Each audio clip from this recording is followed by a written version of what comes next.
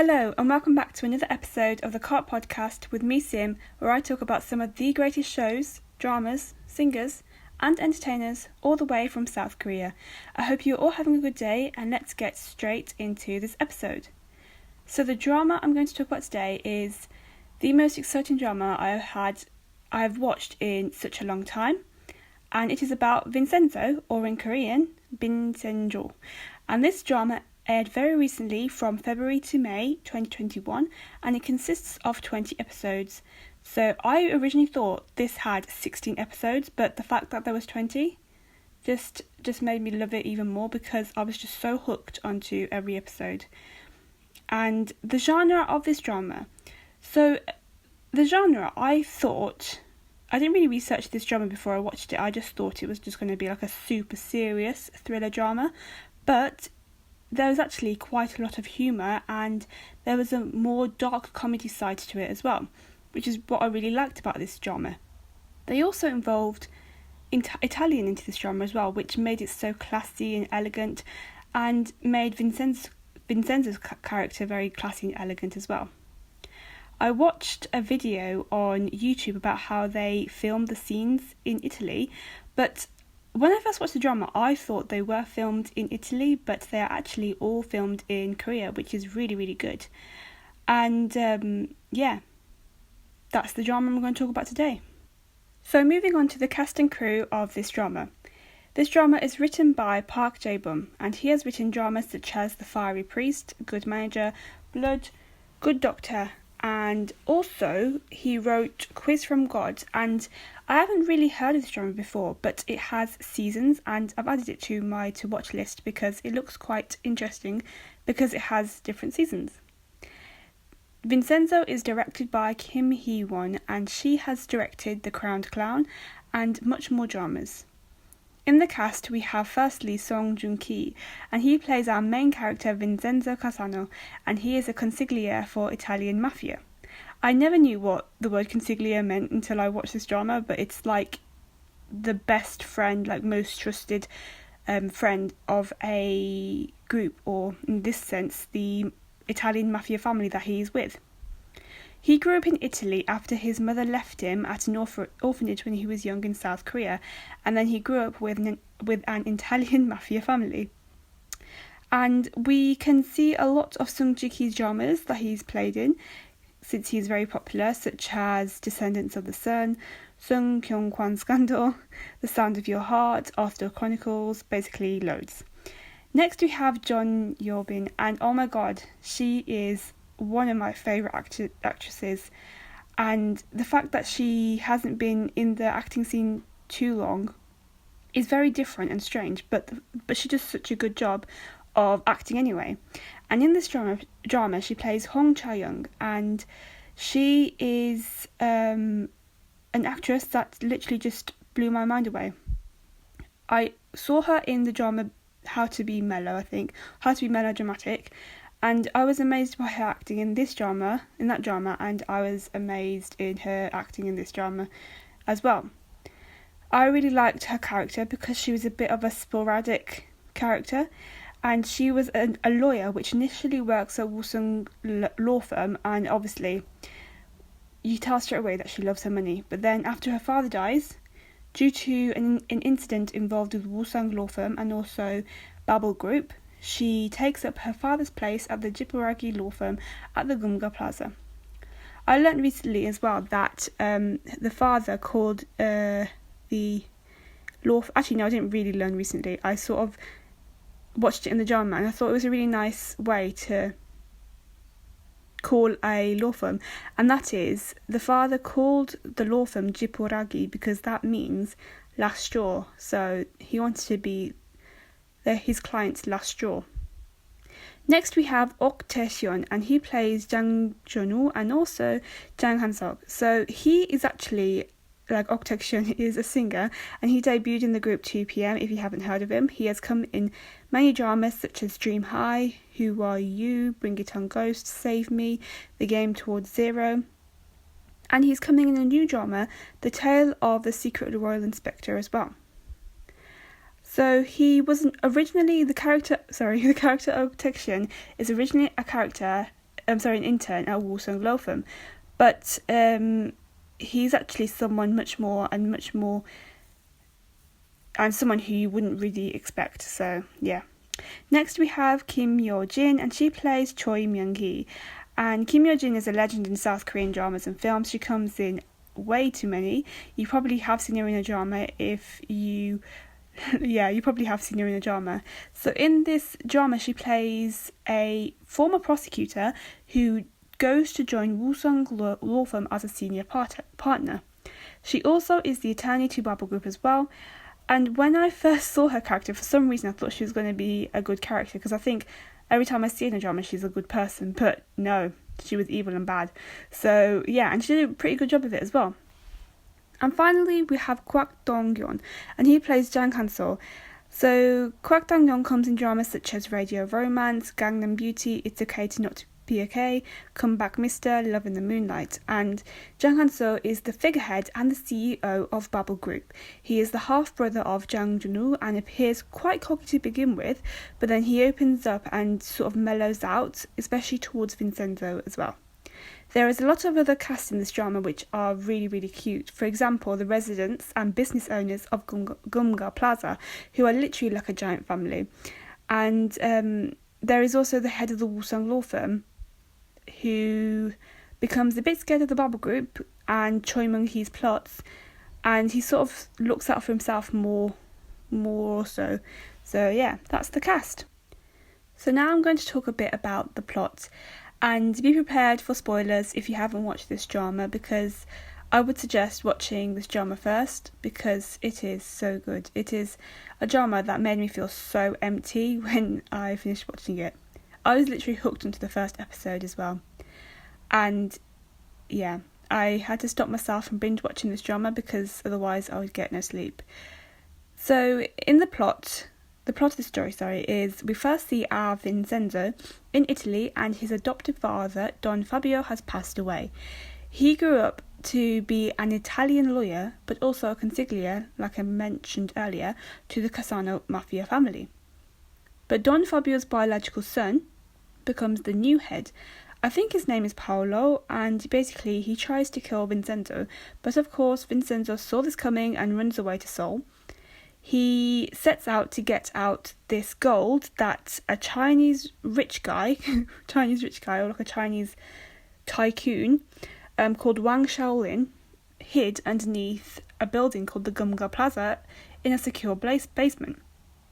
But when he comes to retrieve this money, a real estate company under the name of Bubble Group illegally take ownership of this plaza.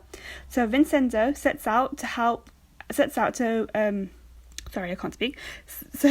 sets out with the help of Hong Cha-young to get back this plaza and also the gold. As the story unfolds, we see a lot of guns, a lot of dead bodies, a lot of trying plots to kill people between Vincenzo and Bubble Group. I really liked the fact that the evil corrupt Bubble Group was actually getting slapped in the face multiple times by Vincenzo, because I don't see that happening much in Korean dramas. It's always like the evil rich guys that always get away with the better side of the law. But of course Vincenzo deals with it because he is mafia born and bred. And the residents of the Gumga Plaza also slowly open up to Vincenzo as well. We also see Hong Cha-young. Her energetic character is very unique, which I really like, and she also, the two of them, Hong Cha-young and Vincenzo, with the Gumga Plaza, help to destroy Bubble Group. The ending was literally a mix of emotions for me. It was good in terms of Bubble Group getting what they deserved, but also a bit sad and annoying to see that Vincenzo had to leave the country and he couldn't really come back to Korea, and the relationship he built with Hong Cha-young was there, but they couldn't continue it because of the distance. And oh my god, I just wanted them to get together. Why didn't they get together? That just annoys me so much. But yeah, that's the plot. In this drama, there were too many memorable moments for me, and I think it's because of the drops of humour you see here and there in between the evil and darkness of the drama. It contrasts really well. So some memorable moments for me is firstly when we meet Vincenzo, the residents of the Gumga Plaza. Basically, they have to try and be cautious of this Vincenzo character, because the Hong Cha-young's dad, the lawyer of the Jipuragi law firm, tells them to appear evil and vicious towards Vincenzo to frighten him away. So obviously Vincenzo is not very welcomed at the beginning. And then secondly, we have when Vincenzo tastes Toto's food, and Toto is the chef who claims to have studied chef and cuisine in Italy. And oh my god, Vincenzo basically destroys Toto's soul by saying this is not Italian food. And I felt so sorry for Toto, because oh my god, it was just really sad. And he comes back again and does the same thing, so that part was sad. Oh my god, another a really funny scene that had me so dead. I was literally crying with laughter. And it's when basically there was this foreign couple that come to Gumga Plaza after they were sort of like redirected by the Gumga residents to try and plot out a scheme. And this foreign couple come to Gumga Plaza, and in Nanyang Temple, which is on the bottom of Gumga Plaza, the guy proposes to the girl, and the monks of the plaza of the Nanyang Temple basically say congratulations, but they say it in such a super funny way, and they say it in English, and the words come up in Korean like a karaoke machine, and that scene had me dead. I literally kept watching that over and over again. That part was so funny. There are many times as well that Vincenzo does his Italian mafia thing, and he looks so cool doing it, and then it just felt good to see Bubble Group suffer. And when he has a plan, he also plays around with a cigarette lighter as well, which I really, really liked. It sort of like anticipated the next moves and scenes, and like, oh, what's Vincenzo going to do next? And yeah, he looked really cool playing his character. Oh my god. Then we have when An Gi-sok, and he is a character who works for the Italian organised crime division, but he goes undercover to become a protege of the chef Toto, and his whole character is too funny. He begins to find out what Vincenzo was up to in the country to begin with, and tries to see what Vincenzo's like evil plots are going to do. But then he ends up seeing how he's actually helping the plaza, and how and then in the end, An Gi-sok helps Vincenzo in the end. Every time he went to Jipuragi law firm as well to give them food from Toto's restaurant, he always like hovers around strangely and just sits there, and it was just so random but funny at the same time. But yeah, another part I liked is when Vincenzo goes undercover to try and get close to the CEO of Xinquan Bank.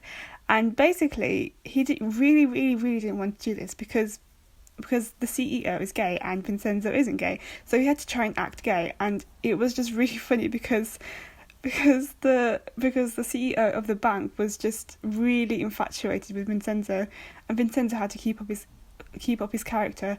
And yeah, I felt a bit sad for the CEO of the bank in the end, because obviously it was all a lie. And also, another part I liked is when the Gumga residents, they find out that Vincenzo works for the Italian mafia, and they called him a corn salad instead of a consiglia. That made me that was funny. And they put it in a banner as well. He's a corn salad. So yeah, those were my memorable moments. So now I'm going to talk about some of the themes and meaningful points of this drama. If you watch many British films and shows, you'll understand what I mean. But two things came into my head when I was watching Vincenzo. Right at the beginning, I could feel James Bond vibes, which I really, really liked. And also, as Vincenzo continued on near the end, I could see this TV show all the way from the UK called Hustle. And Hustle is about a group of people who con rich, horrible people. And they film it in such a way that it seems like they're going to lose out, but in the end they actually win. And it's a really, really great drama. I highly recommend you watch Hustle. It's one of my favourite shows ever from the UK. And even the opening credit scene, it felt like a mix of James Bond and Hustle, which was really, really nice. And even though this drama is very unrealistic in places, it gave a show this edge, because as you know me, I love watching things that are beyond reality. So, it's pretty nice to see. Again, another point I really liked about this drama is that how close the residents were of Gumga Plaza. They were literally like a family, and it was really, really nice to see them all working together to try and get back at Babel Group. And then finally we have Jan Han-so. I really like the fact that he sides with Vincenzo near the end, and it's really nice to see how much he admires Vincenzo, because he definitely never got this from his actual brother. And since he is the half-brother of Jang Jun-woo, he didn't treat him well. Jang Jun-woo didn't treat him well, which is really, really sad. He suffered a lot as he was growing up, and it was nice to see that Vincenzo came in and sort of picked him up again and made him feel like an actual human being, which was really, really nice. So the OST of this drama was pretty decent. It had Italian twists everywhere, which was very nice to hear, and gave the drama its classy Vincenzo elegance. We have singers such as Choi Sung-hoon from Le Poem, Alia, Sola from Mamamoo, Le Poem, and also John Park. The songs were very different and had definitely a more Italian and slow groove, which I really liked. I loved all the songs, and in this particular OST, I really liked the song Adrenaline, because it was very classy and gave a very James Bond feel, as well as the song by John Park with I'm Always By Your Side. That song was also very, very cute. So I don't really have a deep and meaningful quote from this drama, but the song Adrenaline, I do have a quote, because I really liked the fact that Italian was obviously used in this drama, because it was based on an Italian mafia consiglia. And it goes like this: Fuego salendo verso l'alto, the fire is going up to the top. Sto bruciando lento, I'm burning slowly. Per favor lasciami, please leave me. Non voglio ferirti, non posso, I don't want to hurt you. Again, excuse my Italian, I'm not very well rehearsed in Italian. But yes, that's the end of this episode today. I really hope you enjoyed listening to this podcast episode. If you haven't seen Vincenzo already, then I highly suggest you check it out. This drama really made me feel empty after I finished it. You can also look on YouTube as well for behind the scene talks with the cast, which I really liked watching. For example, on the Netflix channel, The Swoon, and also channel Ship Oya, which Na Young-sok PD, he did a little game show with the cast, and I really liked watching that as well. You can listen to this podcast on Spotify, Anchor, Apple and YouTube. We also have an Instagram page which you can check out, and you can get updates on new episodes as well. So I will see you next time. Goodbye.